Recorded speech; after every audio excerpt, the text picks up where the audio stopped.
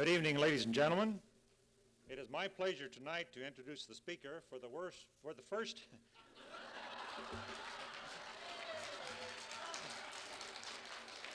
Now we're getting off to a good start. For the first World Food Institute lecture. These lectures are going to be held annually as part of our educational activities at the Institute. We were very fortunate to obtain as our first lecturer Dr. Kenneth Boulding, a man who has appeared before at Iowa State University audiences several times. Dr. Boulding, a native of England, has had a distinguished career in his profession. He graduated from Oxford and has been on the staff of several universities in the United States and Canada, including Iowa State in the past, and is presently director of the Program of Research on General Social and Economic Dynamics Institute of Behavioral Sciences at the University of Colorado in Boulder. Dr. Boulding has been the recipient of many awards in recognition of his contributions and has been an officer in a number of professional organizations, including President of the Society of General Systems Research, President of the International Peace Research Society, and President of the Association for the Study of Grants Economy. Dr. Boulding has been the author or editor of over 24 books in the field of economics and social sciences. He is the author of many papers. His work has earned honorary degrees from many universities. To read the list of honors would, I fear, take too much time from his lecture. So I will introduce him at this time. I'm honored to present the distinguished Dr. Kenneth Boulding.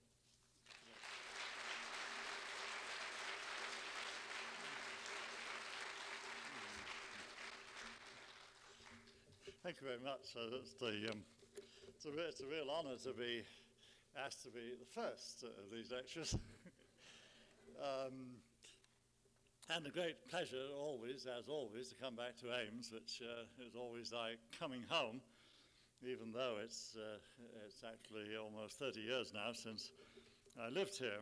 But I indulged in shameless nostalgia today and just went around and looked at all the places where we'd lived and had such a good time in the past. Well, this may be a rather depressing speech. This is one reason why I've worn a bow tie tonight, because I never believe anybody wears a bow tie. So I'm hoping perhaps you won't have to believe me.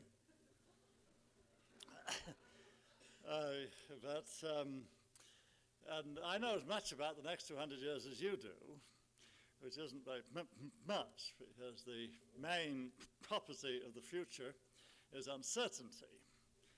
And anybody who predicts the future should probably have his head examined. Anyway, anybody who believes him should have his head examined twice. On the other hand, this is a year in which 200 is a magic number. This, of course, is the year of the great bicentennial of the publication of The Wealth of Nations in 1776 on March the 9th. And we've all been thinking about the last 200 years, so that perhaps this is a good occasion to look at the next 200 years, even if there isn't very much we can say about it with any great degree of certainty. What I'm really interested in, as I suggested in the title, is how do we move towards a sustainable society? Our existing society is not really sustainable. I think we're all aware of that. But then, neither are you and I. We're sustainable in the short run, but it'll be extremely surprising if anybody in this room is still here 100 years from now. It'll be devastatingly surprising if we're here 200 years from now. So that obviously sustainability is always a matter of degree and of one's time perspective. And of course we expect societies to be more sustainable than individuals. Social systems last longer, like Iowa State University, which I have every reason to expect will be around long after I've disappeared, and indeed after most of the people in this room have disappeared. On the other hand, we're interested, I think, in sustainability as long as we can, or at least up to a reasonable point. And sustainability requires production, simply because all systems have consumption. There is one fundamental law of the universe, which is the law of moth and rust, that everything, if left alone, goes from bad to worse. And that even if we are to sustain things, we have to produce in order to overcome the consumption, which is an inevitable law of things. As I was telling the Economist this afternoon, the three factors of production are not what they think, that really production is a process by which we employ know-how or knowledge of some kind, whether this is genetic in the case of the fertilized egg, or social in the case of the blueprint. And this knowledge enables us to direct energy, we have to have energy, towards the selection and transportation and transformation of materials into whatever it is you're producing, into the product. If you look at my spectacles here, these are the product of 4 billion years of evolution on this planet.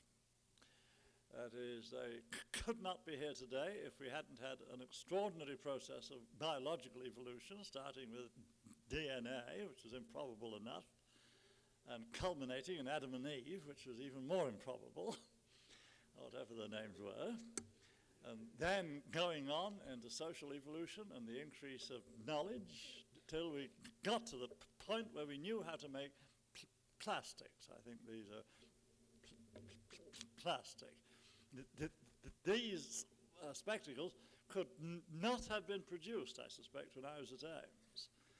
Maybe they could, but certainly not 10 years earlier, because we didn't know how to make them. That is, that the knowledge structure hadn't risen to the point where these were possible.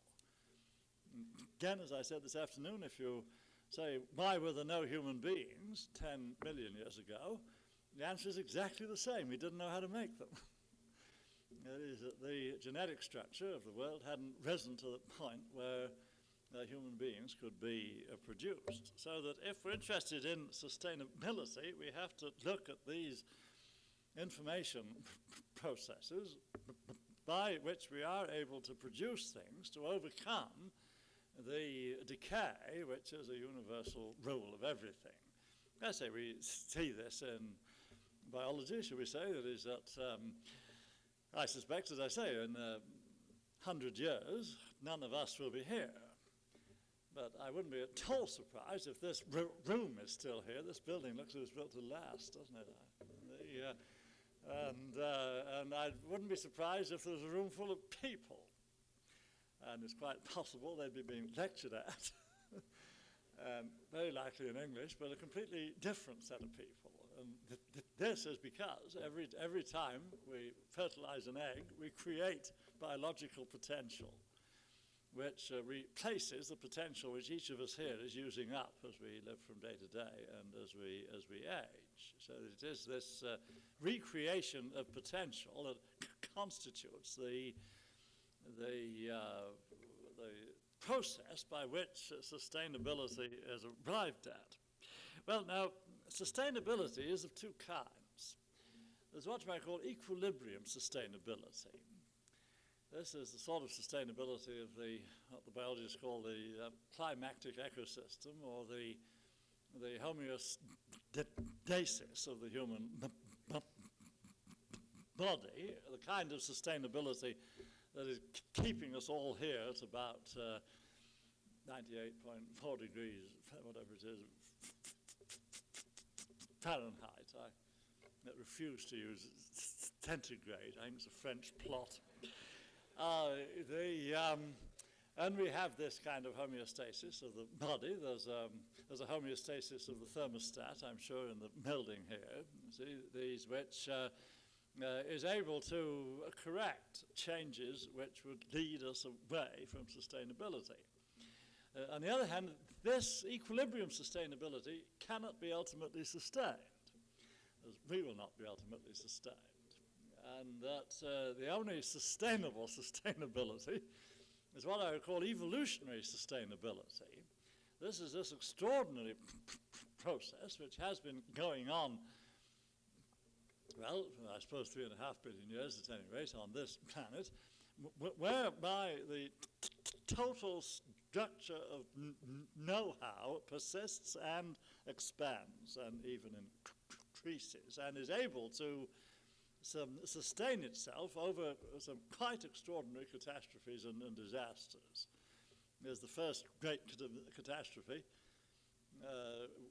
was I suspect, the formation of the atmosphere that we now breathe, because as you know, the oxygen of the air was formed as pollution by the first anaerobic forms of life. And I suppose it killed them all off. But the evolutionary process, what you would call the genetic learning process, had enough momentum by that time to overcome this catastrophe and produce the air-breathing organisms, which actually turned out to be much more successful. And this is the one optimistic note of the evening. I think that the catastrophe can often be an extremely valuable factor in evolutionary sustainability. It is there's a lot of evidence, accumulating evidence, that we are at something of a turning point in the history of the human race. That the sort of sustainability that we've had, well, certainly over the last 100 or 200 years, should we say, may not continue, in fact cannot continue for very long.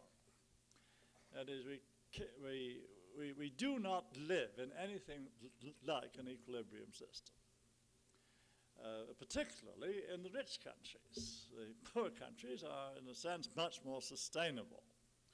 That is, if you just have water buffalo and you burn cow manure and so on, that is, the Indian village has had a kind of equilibrium sustainability for a long time, and it will probably continue to do so until the next ice age, which may happen in 100 years, we don't know, or at least 1,000 years or 10,000 years, which will certainly be the end of India, because that destroys the monsoon. But up to then, at any rate, the Indian village has a great deal of sustainability and has had for a long time. Our own society does not have that kind of sustainability because it depends, as we all know, for its energy input on fossil fuels and especially on oil and gas. And that is almost certain to be gone in the lifetime of you students. This isn't something that is remote, although most people seem to think it is. I saw a survey recently in an obscure little village in Michigan called Grand Rapids, which suggested that everybody in Grand Rapids thought oil and gas was going to last for 500 years.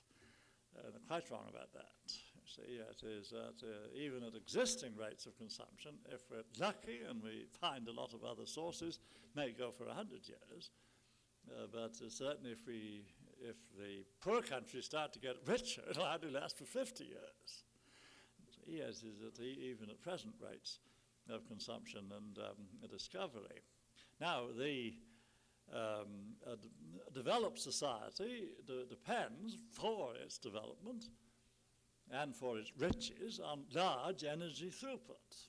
There is, as we know, a striking correlation, which certainly isn't 100%, between the energy input of a society and its GNP per capita. This is very understandable because the production of goodies requires energy input, and just in order to push things around in order to make them.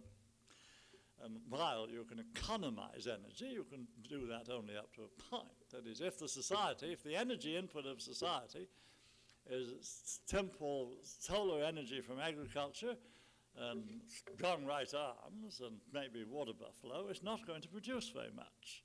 That the enormous output of our own society is a direct result of an incredible bit of luck we had in 1859 when we discovered oil and gas.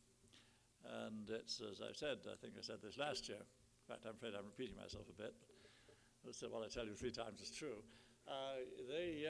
That in 1859 we discovered this enormous treasure chest in the basement, which is oil and gas. Now, what do you do when you discover a treasure chest in the basement?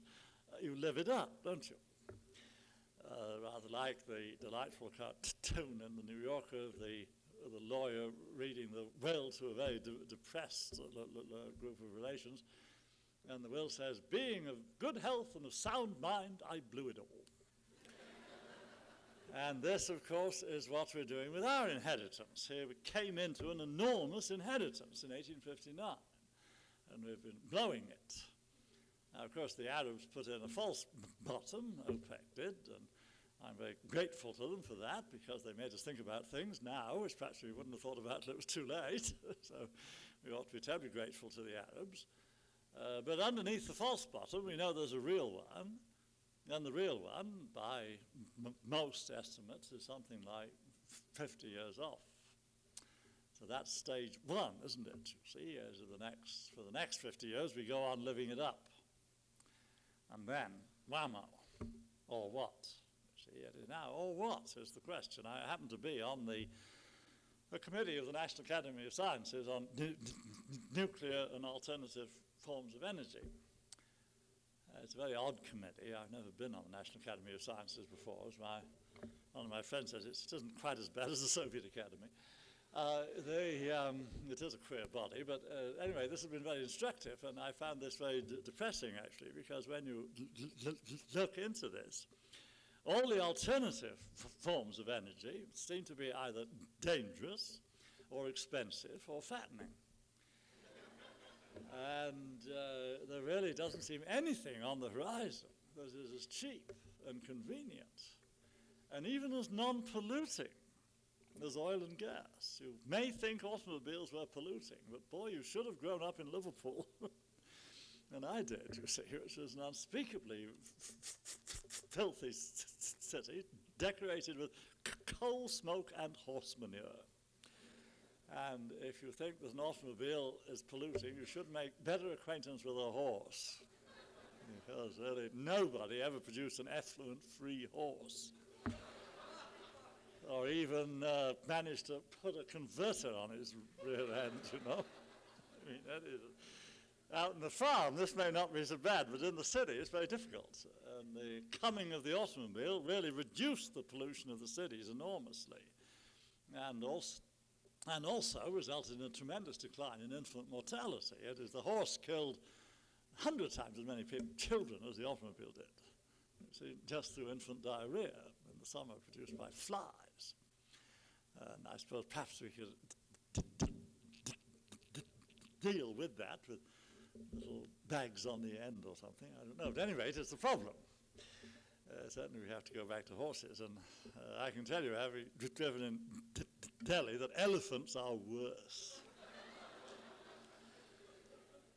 So it's a problem. I mean, that is that you look, what are the alternatives? Well, of course, we have the light water reactors, and the Canadians have the heavy water reactor, and the French have the breeder reactor. Well, the light water reactor isn't going to last more longer than oil and gas. It is uranium-235, isn't it, we burn. And the light water reactor is just about the same life as oil and gas. That'll be all gone in 50 years. If we go to the breeder reactor, we can burn up the 238, and there's 100 times as much as that.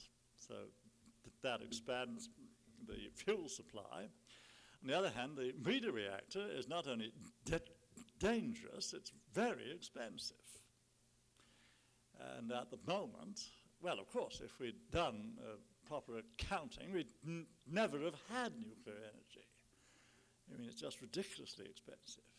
And that's this idea that nuclear energy is cheap is absurd. I mean, there's even the light water reactor is barely commercially feasible.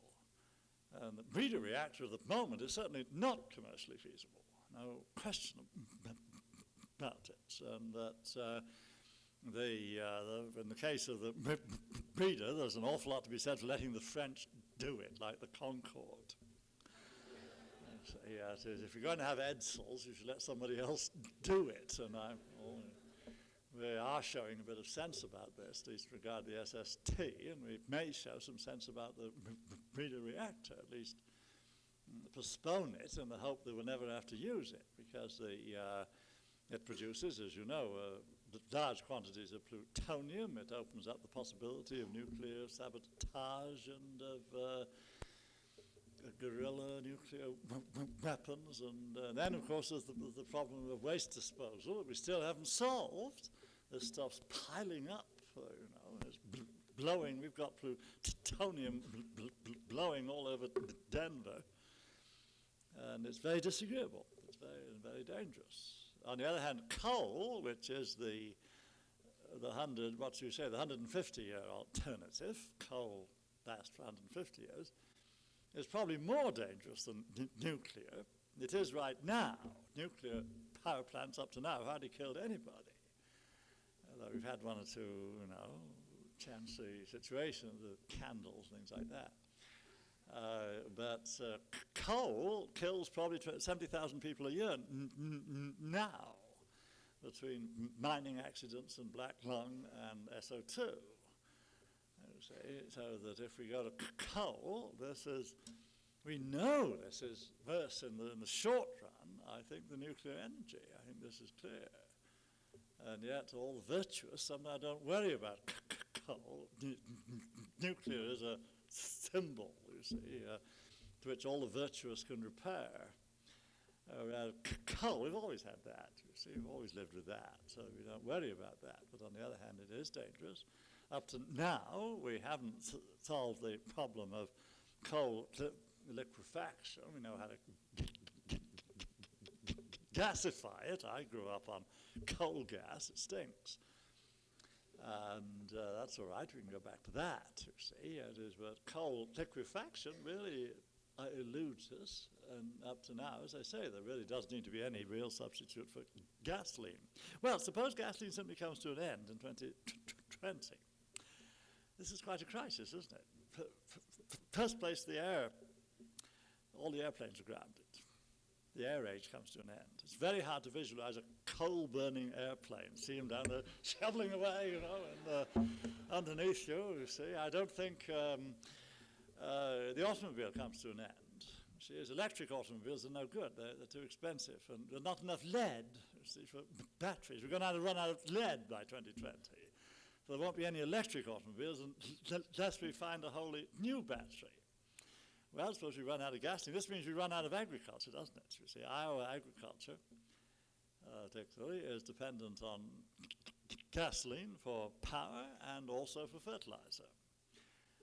This will be a major crisis.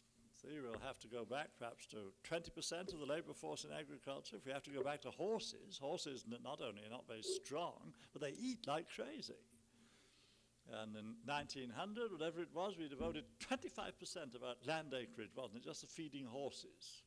We have to go back to that. This means that the human niche will shrink dramatically. That this expansion of the human niche has been a result of this inheritance of capital, which will all be gone in your lifetime. I told you this is going to be a depressing talk. You see, it is the thing is, when you've been living on capital, as we have, and suddenly you have to live on income, you're poor. Because income is less than spending your capital, isn't it? And that means a drastic reduction in per capita income in the 21st century, unless there are substitutes. Now, I'm not saying, you see, there couldn't be. Okay, well, let's look at it. Well, fusion, yes, possibly. I understand from my spies, we're only 10% of the way to fusion now. And it's difficult. The engineering problems of fusion are very severe. I was saying last time, I think it's a bit like the alchemist in the Middle Ages who was looking for a universal solvent until somebody asked him what would he keep it in, and he hadn't thought of that. And the nuclear, fusion at 10 million degrees is a deplorably universal solvent. It's very hard to find anything to keep it in. But we may, but then it looks expensive. We just don't know how dangerous it is. It's all right from the point of view of the products. It just produces tritium, which isn't as bad as plutonium. You can't make bombs out of it yet, and it only has a half-life of, 13 years or something, you see. So it'll just cause a little cancer, but we have that now. And if we give up smoking, I'm sure that can offset tritium. So that looks all right, but then it looks expensive, and we don't know about these things blowing up, you know. I mean, if you have the sun in your backyard, it sounds a little dangerous to me. I don't know, it seems a little hard to control, isn't it? And if fission is chancy, fusion could be worse, couldn't it? So that's rather depressing. Well, there's all the odds and ends of wind, yes. 10% of our energy requirements could be met by windmills by 2020. Geothermal, maybe another 5%. Of course, hydro we're practically at the end of. That's only 3% now. See, there's nothing much in that. Solar. And that, of course, this is the great hope, the great white hope. On the other hand, solar also looks very expensive. The current technologies, we had a testimony on this from Mr. Loff, who's the big guru of solar energy, and I think knows more about it than anybody else. Well, he tells us that with a lot of capital investment, we could perhaps halve what we devote to space heating, solar energy. And that we devote 25% of our energy to space heating, and we could save maybe half of that, which would be 12.5% by 2020, with solar collectors and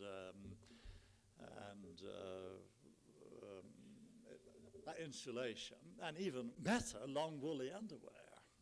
Really, I mean, if we're prepared to go to the British system of central heating, which is long woolly underwear, well, then we could save an enormous amount of energy.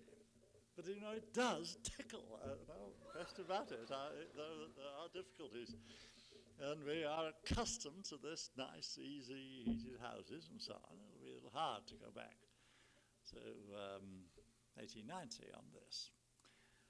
So I don't know. Well, now, nuclear power plants are feasible if the price of electricity rises 6 times what it is now. Now, if you want to have your electricity bill 6 times what it is now, all right, you can have solar energy. Prepared to pay that? See, that's now, of course, we may have some great breakthrough in solar cells or methane-producing algae. I don't know what agriculture will come up with, breeding things for energy instead of for food. I suppose talk about food, really, but that's only a form of energy. I don't know, but it doesn't look very encouraging. That is in regard to anything that's cheap, so that it looks as if the real price of energy is going to rise pretty steadily over the next 200 years. If you look at materials, it's also rather depressing, because what do you do with materials? Well, you use up the cheap ones first, don't you? So you go to worse and worse mines and poorer and poorer sources. You can go on doing that a long time, but only with a constant rise in the price of materials.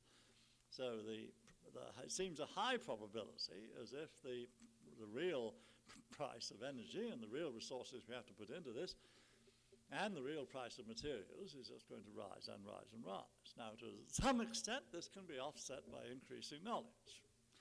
Now, in the last 100 years, neither energy or materials have been a significant limiting factor in economic development. The only limiting factor in economic development, really, I would say in the last 200 years, has been human knowledge.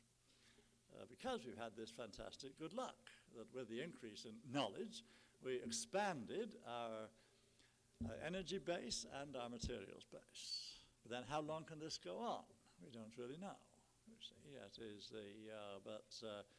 we have to face a very real probability that we will now have rising costs of energy and materials, whereas previously we had falling costs of energy and materials, so that any increase in productivity and knowledge and technology was reinforced by this. Now any increase in knowledge will have to offset the rise in the price of energy and materials, so that it will be, well, in the last generation, as most of you know, we've about doubled per capita real income in this country. There's been a golden age, otherwise this building wouldn't be here, would it?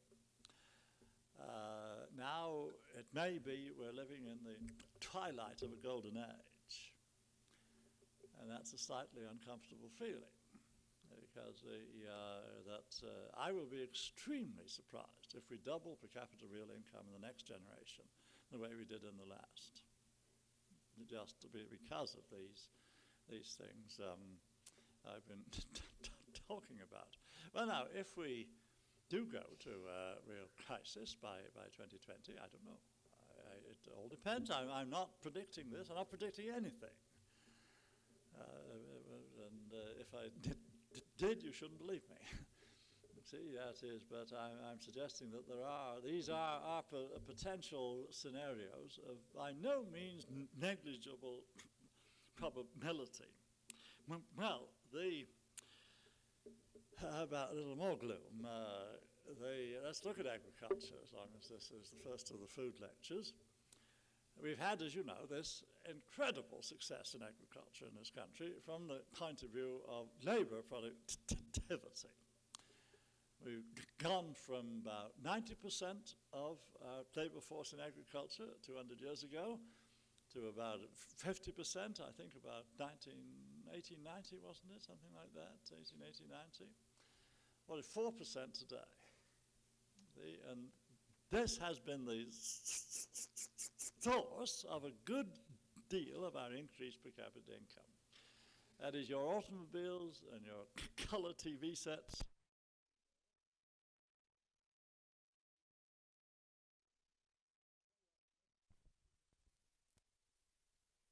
I'm very optimistic about the cities, provided that we can keep on with this, with the sort of agriculture we have. Well, can we? Well, not if there's no substitute for oil and gas, obviously. In fact, even if we have an energy substitute, there's no chemical substitute inside. See, this is the end of artificial fertilizers, isn't it? This will almost certainly mean a severe reduction in yields unless we have something unforeseen. There's always a possibility of something unforeseen, but this is quite probable. Then we also have this uneasiness about ecological instability of developed agriculture, and especially of American agriculture. One remembers Ireland and the dangers of the one-crop economy. Now, we don't have a one-crop economy, but we're awfully close to having a three-crop economy, really. And suppose that in some year in your lifetime, between now and 2020, we have a corn blight like we had 3 years ago, and a wheat rust, and a soy beetle, and a drought the same year. We'd have to eat up all those cows, wouldn't we?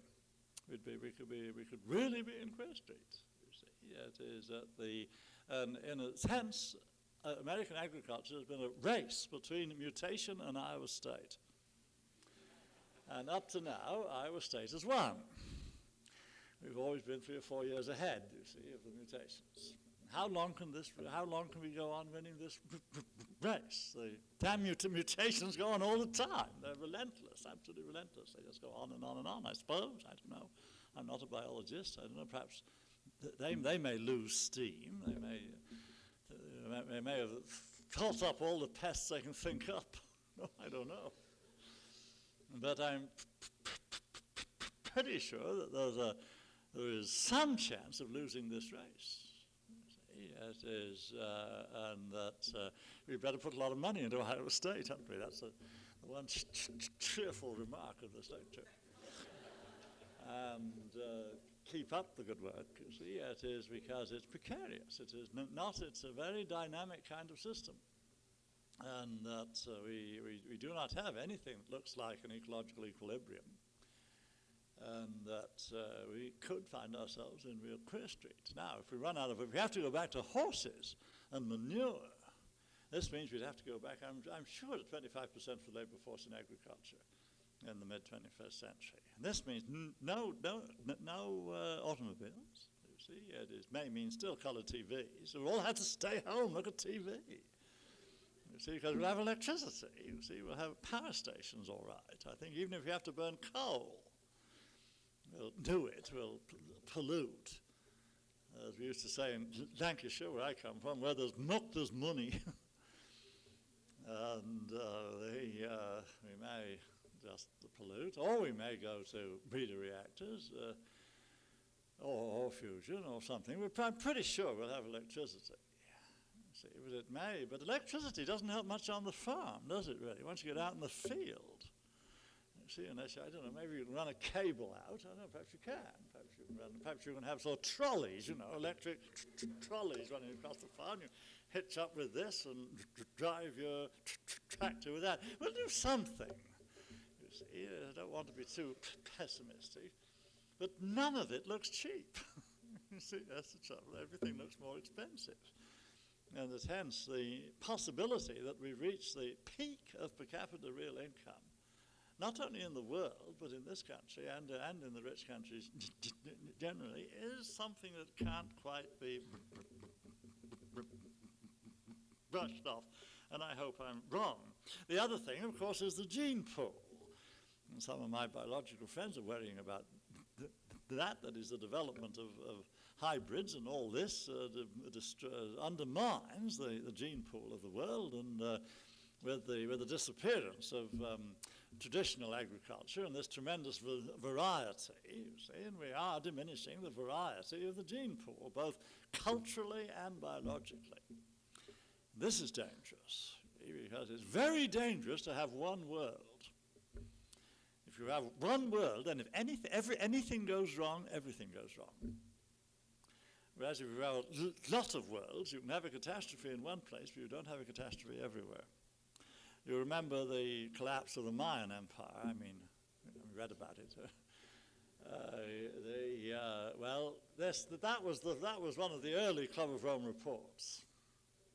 See, the Mayan Empire suffered from overshoots, and it collapsed, I suspect, because of the ecological instability of a mill-perm slash-and-burn agriculture under conditions of increasing population. And the population of the Tikal there fell from about, I think, 8 million to 10,000. That's quite, that's even worse than the Club of Rome. And it never recovered, never. They never got it back. So, on the other hand, the collapse of the Mayan Empire was quite unnoticed by Charlemagne or by the Emperor of China. They didn't know about it. We had many worlds, and you could have a collapse in one part without this affecting the other parts because they were isolated. And then if you have sufficient isolated systems, then if one collapses, the others can recolonize it. You see, just as, for instance, well, we know, I've just come from San Francisco. I'm always glad to get out of the Bay Area because we all know that in X years, San Francisco is going to be destroyed by the San Andreas Fault. X is certainly less than 100, it's probably less than 25, I think. On the other hand, when San Francisco is destroyed, not if, when, we know it'll be rebuilt. We know there'll be a great uprush of sympathy, and the federal government will declare it a disaster area, and it'll get millions in grants, and it'll all be rebuilt right in the same place, just like a floodplain, just like floods, you see. It is, after this place is washed away, I suppose it'll be rebuilt. Or maybe you say we built it on stilts or something, but I don't know. You get a 100-year flood on Squaw Creek, and I don't know what it'll do with this place. I mean, it is We do know what a 100-year flood will do in Boulder, and it's most disagreeable. And a 100-year flood has a 63% chance of happening in 100 years, but it has a 99.9995 chance of happening in 1,000 years. And that's not too long, you see. So that you have to reckon with things like that. Well, then the other source of instability is the international system. We have an international system in which the central system is based on nuclear deterrence. And this is very much like the San Andreas Fault. That is, it is stable in the short run, but it has a positive probability of breaking down. If it didn't, in fact, there's a very simple non-existence theorem about stable deterrence. If deterrence was stable, it would cease to deter. And if the probability of the nuclear weapons going off was zero, they wouldn't deter anybody, would they? So there must be a positive probability of the going off. If there's a positive probability of their going off, if you wait long enough, they'll go off, just like the 100-year flood. I suspect it's rather parallel. I suspect that the chance of nuclear war is about the 100-year flood. It's probably about 1% per annum. And over 1,000 years, that's a certainty. You see, so that if the international system remains, it has not a probability, a certainty of almost total disaster for the human race. And I don't know whether we could recover from a major nuclear war. In the light of energy shortages and material shortages, I doubt it.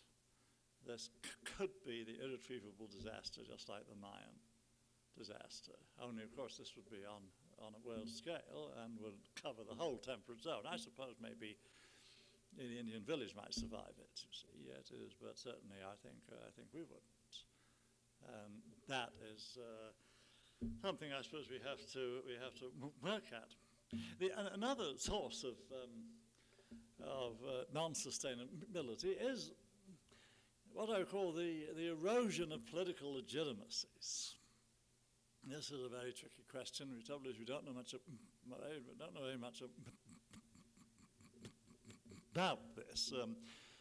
Legitimacy, I've argued, is perhaps the major dynamic of the social system. In the sense, if you lose legitimacy, you're a dead duck.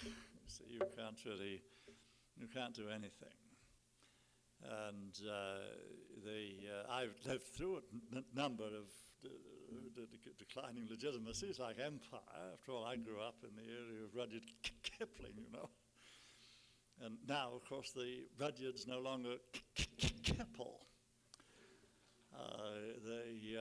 In fact, I used to sing, what was it we used to sing when I was a boy? Wider, still and wider, may thy bounds be set. God who made thee mighty, make thee mightier yet. Well, God had other ideas about the British Empire, certainly, you see, and I lived through the collapse of the legitimacy of empire when I was a young man, and of course the plain withdrawal from empire in the last 30 years. And now the only remaining empire is the Soviet Union. And how long that will last, I don't know. I wouldn't give it more than 25 years, because it's a hopeless anachronism. You see, I mean, that is, if Poland, why not Lithuania? I mean, there's no reason why Lithuania should be in the Soviet Union if Poland isn't. And if Lithuania, why not, Latvia and Estonia and Georgia and Azerbaijan and the Chukchuks and the Upchuks and the Kazakhs and all these other people. They say the Soviet Union is an imperial monstrosity. And now that the Portuguese have caught on, I expect the Russians will do. They're slow, but in the next 50 years, I would suspect. On the other hand, the decay of an ancient legitimacy, if there isn't a new legitimacy coming along, can be very dangerous because there isn't anything to put in its place. And this is a great question mark, I would say, for the next 200 years. The national state seems to have an unshakable legitimacy at the moment, but how long will it last? Very hard to say, and I just wouldn't make any predictions about it at all. I've certainly seen an enormous decay in the legitimacy of war. You can see this in the war songs. You see, the First World War had all these marvelous war songs. You know, we don't want to lose you, but you think you ought to go. And back to Tipperary and all that, you see. It is, as far as I can see, the Second World War didn't produce any war songs, except maybe Lily Marlena. And the Vietnam War produced nothing but anti-war songs. This is a very good indicator of legitimacy. Yes, it is. And, well, I think there's a lot to be said for this. It still leaves a bit of a hole in the system, which it may be hard to fill. And then, finally, we have the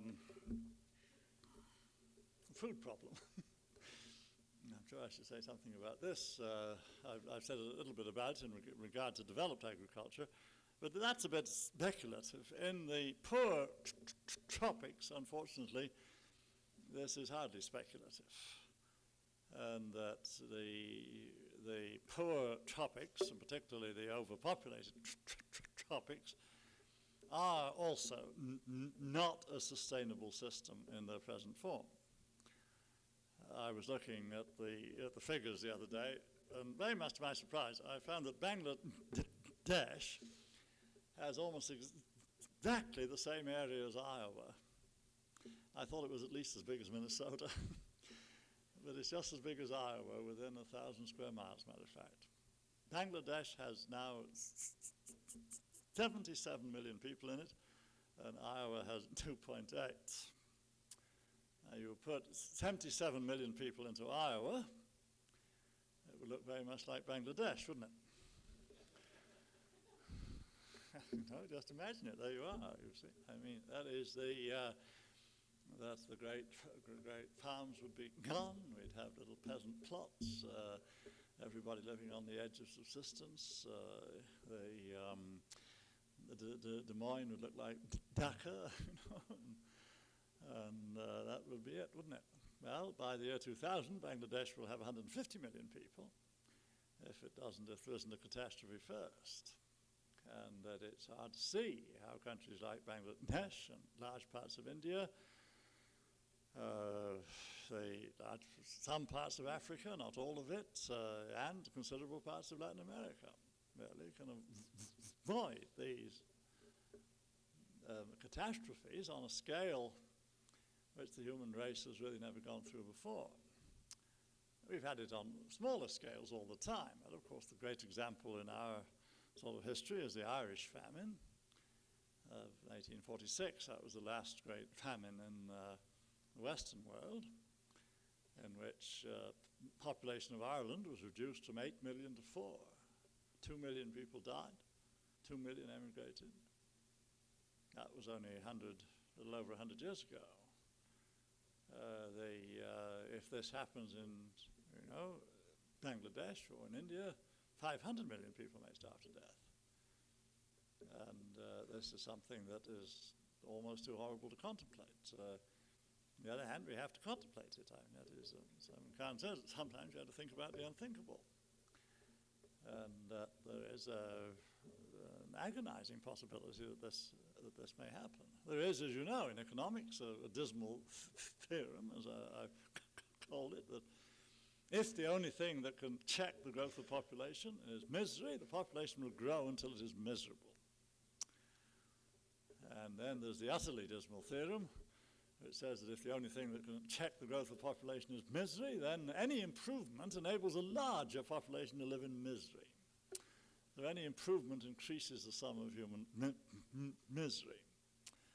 Fortunately, there is a cheerful lemma to this, that if other things can check the growth of population, as on the whole in the rich countries there seems to be doing, particularly what Malthus called vice, which is now very popular and is extremely effective at population control, then of course you don't have to grow until you're miserable. Unfortunately, it seems to be hard to instruct the tropical peoples in vice, and that, so that the preventive checks, as Malthus called it, are extraordinarily hard to apply. It's hard not to be a bit pessimistic about this, that that it looks as if a very plausible scenario for the next 50 years, and mine 200, is that the rich countries will stay pretty rich. They may get a little poorer, but not much, because they have enormous resilience and reserves and so on, you see, really. The poor countries will have an utter catastrophe from which they may recover, one hopes, you see, or from which they may not really learn anything. The Irish learned a lot from 1846. There are 4 million Irish today. Although it's rather a grim solution. This is Puritanism and late marriages, and of course emigration, which is cheating because everybody can't do that. Yeah, it is. And now, of course, there isn't anywhere much to go. There aren't any empty spaces left, a few little places, but not very much. So emigration isn't very practical. So that the probability of just plain old starvation, really, food disasters in the poor countries is extraordinarily probable. How we can live through this and sustain a world society, sustain a world community, this is going to be one of the really snotty problems, isn't it? Well, if we're going to think about food, and I'm no expert on food, I'm just laying a very large framework here. The Food Institute's going to have to work on these things, and I don't pretend to any expertise on this. On the other hand, I do know some things about it, that it is, we have to think of it as part of a larger system, for instance, and of an ultimately sustainable system. That's the trouble. See, it is, we can't just think of it in terms of redistribution, for instance. And we've all heard the one about we've solved the problem of production and all we have to do is to solve the problem of distribution. That's baloney, I'm afraid. You see, yes, first place, the problem of distribution is insoluble, and we haven't solved the problem of production. Yes, it is, and that while we will distribute as little as we are doing, as you know, mainly to the rich Russians, we're not going to if the real crunch comes, we're not going to be able to do very much. And then, of course, you get the agonizing question, should you? This is Garrett Hardin and the lifeboat ethic. That is, if a system is not sustainable, should you try to sustain it? And if you do, then it may be worse next time. Suppose we have a famine in Bangladesh and we divert some of our extra food to them and we keep all these people alive. And then 10 years from then, there are 20 million more people, and there's a worse famine, and more people die. That's something one just has to think about. That is, you cannot think about world problems in terms of simple, what I call commensalism. I've had big arguments with my wife about this, because she's fundamentally a commensalist.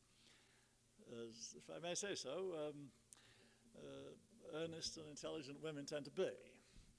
Because they think of the world as a household, and here's mother dishing out the potatoes, you see, around the table, the distribution, and enough potatoes for everybody, so you just dish them out, and if anybody's hungry, you dish out more potatoes.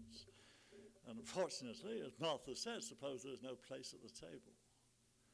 You see, yes, it is, and so suppose as you dish out, when you dish out potatoes to one child, there's going to be 5 children there next time. And no more potatoes. Then what? You see, it is you have to think in terms of ethical sustainability. It's very unpleasant. And while I think the lifeboat image is an unfortunate one, because if you throw people out, you know Garrett Hardin, I'm sure, the lifeboat ethic, you see, it is that we only have food for 20 people to reach shore, and there's 40 people in the lifeboat, or the people swimming outside. Who do you throw out? You see, if everybody stays in the lifeboat, nobody survives.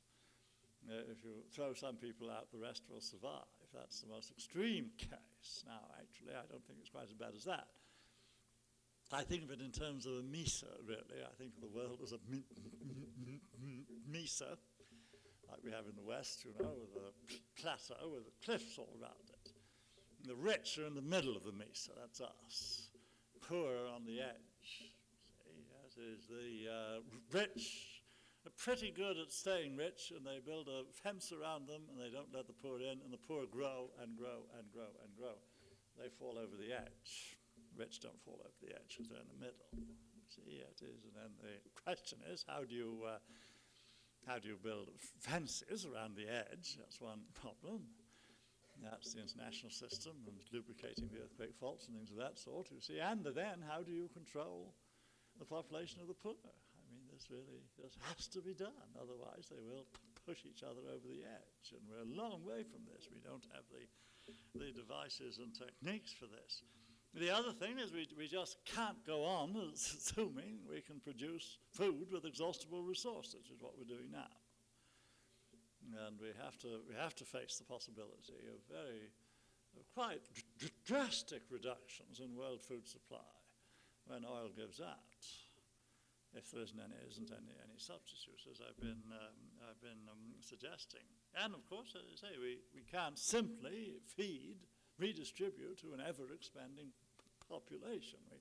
We just have to think in terms of sustainable systems, and a sustainable system has to be seen as a whole. Now, what we're looking for, obviously, is evolutionary sustainability. We're looking beyond the next 200 years towards a more sustainable society than we have now. I don't think total sustainability is ever feasible. But you can have evolutionary sustainability. In the sense, evolutionary sustainability is when you learn from catastrophes, really, and you increase the knowledge stock to the point where you can handle the ongoing system of the world. That's a large order. I'm not sure that we've had it for the last 3.5 billion years. It is not wholly inconceivable that we're at the end of this, that the whole experiment on Earth will come to an end. As you know, it isn't impossible. It's really surprised me it hasn't come to an end long ago, you know. I mean, when you think of the precariousness of life, why didn't the whole thing come to an end with oxygen? Why didn't it come to the end with the ice ages? All we have to have is an ice age. It goes to the equator, and scoot, we're out. You see, that's it, isn't it? And that life can only be sustained within a fantastically narrow range of temperature and pressure and water and materials and what have you. See. Yes, isn't it? It's astonishing we've lasted so long. But on the other hand, if we've lasted so long, there seems to be something going for us. Maybe we'll last a little longer. Yes, is that we will. And I'm fairly optimistic about evolutionary sustainability. I think we're going to survive the next 200 years. And hopefully we're going to learn from it. And that this places an enormous responsibility on the universities, which are, as it were, the focus of, well, what should we say, advanced human learning. I don't say that the folk aren't going to help in this, and a certain amount of folk knowledge is surprisingly sustainable. And universities had better learn it, as a matter of fact. I mean, one of the things that we don't do in the universities is to learn from people who aren't in universities. Anthropologists do a bit of that. And that we need. I'd put an awful lot of anthropologists in your institute, really, because these are the people who learn about what university people don't know. I remember once when I was in Jamaica, I visited a farmer up in the mountains who was farming 5 different layers, I think, from the ground to the treetops. And we sat on his little porch, and he turned to me and he said, "Well, you're a professor, and you know some things that I don't, but I know some things that you don't." And he sure did. I didn't know how to farm 5 different levels, you know. In fact, I couldn't have farmed one of them. And he was so right, you see. It is there is something in folk knowledge which we need to study very carefully, you see, and not be sniffy about, even though some of it's wrong. But there's a certain tendency for folk knowledge to be right, simply because it's easily tested. If it's wrong, you find out pretty soon, you see. Yes, if you think something is not poisonous and it is, somebody finds out. And so that there is a great deal in the folk knowledge that we need to learn and to codify. Then we have to find out something about the tropics.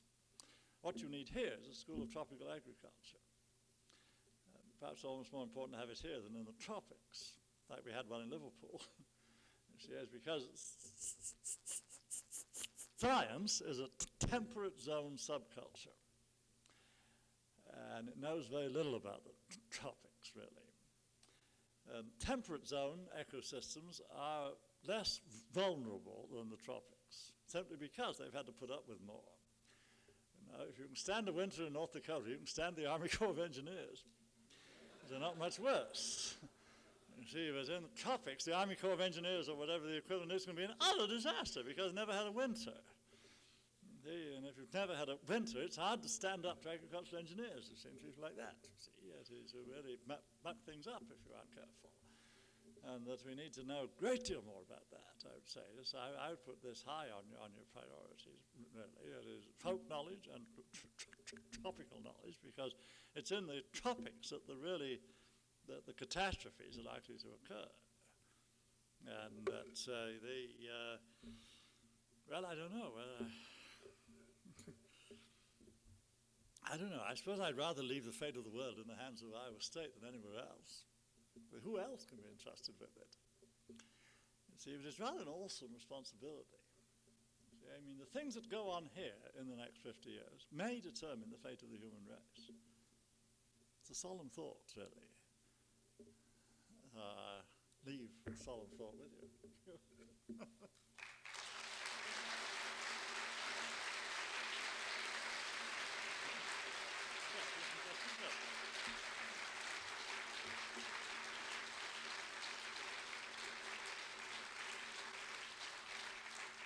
Thank you very much, Dr. Boulding. Now, Dr. Boulding will entertain a few questions.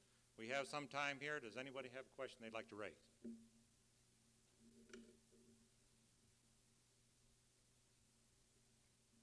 Surely you didn't answer all the problems. Yes.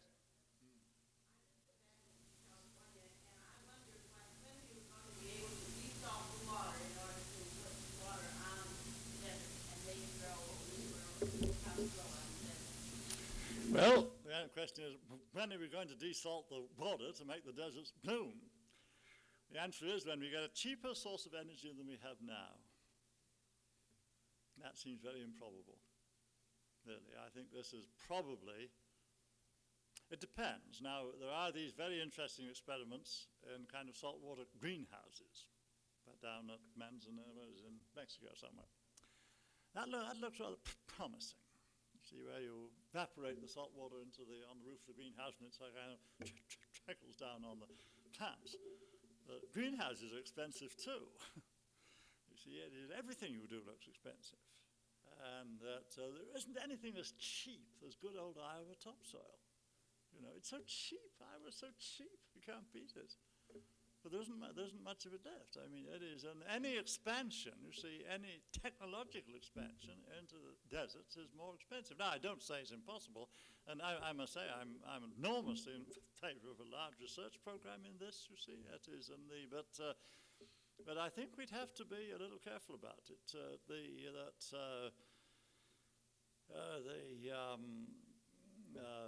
Simply because the energy requirements for desalting water are heavy. Now, as I say, the only practical thing I can see is